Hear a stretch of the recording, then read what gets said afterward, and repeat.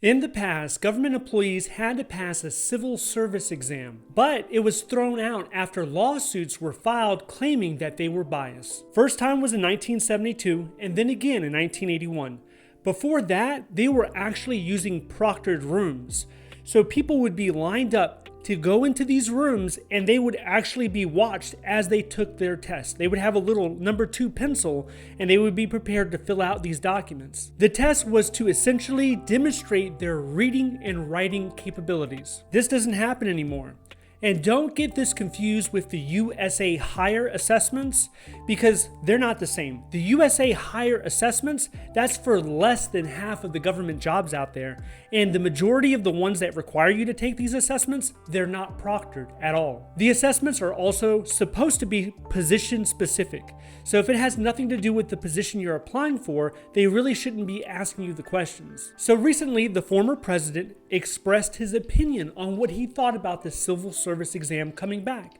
And I'll let you hear it for yourself. I will require every federal employee to pass a new civil service test demonstrating an understanding of our Constitution.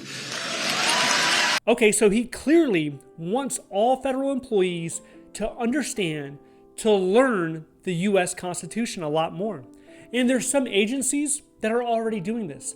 Look at the Department of Veteran Affairs. If you work there, part of their annual requirement for training is on the Constitution.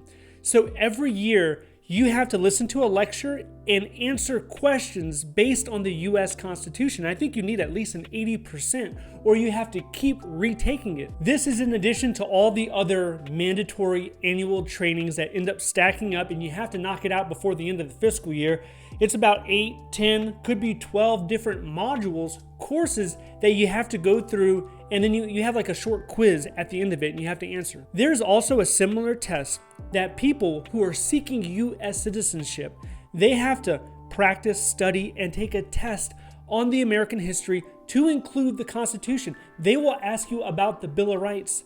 Now, I wasn't too familiar with this until I started talking to people who were U.S. residents and they were pursuing U.S. citizenship. They were setting aside a block of time so that they could study, make flashcards, and get more familiar on the U.S. history. But in this situation, we're not really talking about annual training. We're talking about a full-blown exam.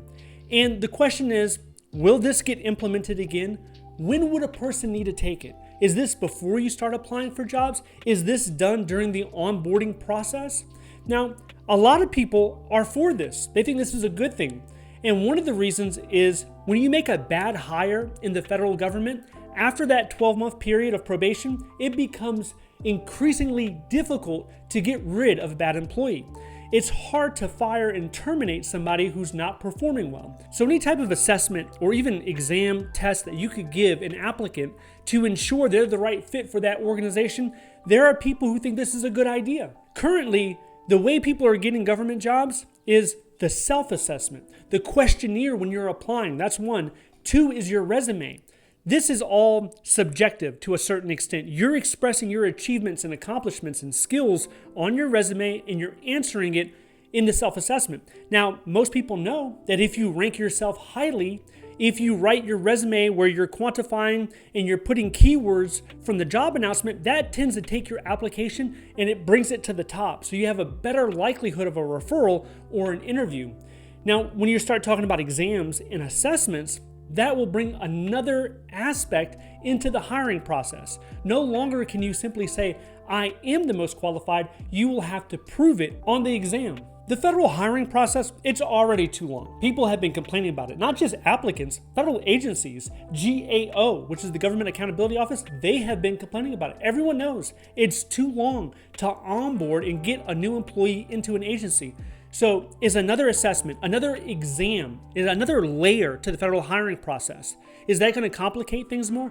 Are these just more hoops that we have to jump through? And what about current employees? Can you imagine being on the job 5, 10, 15 years, and then all of a sudden, in addition to your annual training, your supervisor tells you, hey, go ahead and make sure you knock out that civil service exam because if you don't complete it, you could get terminated, you could get laid off. That would make a lot of people angry. That would make a lot of people irate. I've heard conversations where individuals are threatening to retire than to take a civil service exam. Now, there are some states that already have their version of a civil service exam. If you look at the different state governments that we have, also in the federal government, let's say you want to be a border patrol agent. Well, you're going to have to take an exam for that. Or if you want to go to the FBI. So there are certain agencies that have adopted an exam in order for you to pass, to demonstrate your competency before they actually give you the job offer. But this is by no means government-wide, at least not yet. So what are your thoughts? Would you be for a new civil service exam? Do you think things are fine the way they are? Do you like the self-assessments? Or would you just get rid of the self-assessments too? Let me know down below. Now, when it comes to federal government jobs, if you're still looking for the right job to apply for, and you want to know what's the best agency, what's the worst agency, a list came out recently that ranked all the agencies from best to worst. And if you're interested in that, I want you to watch this video next. If you would like to see more videos like this, please click like and subscribe. Thank you so much for watching, and I'll see you in the next one.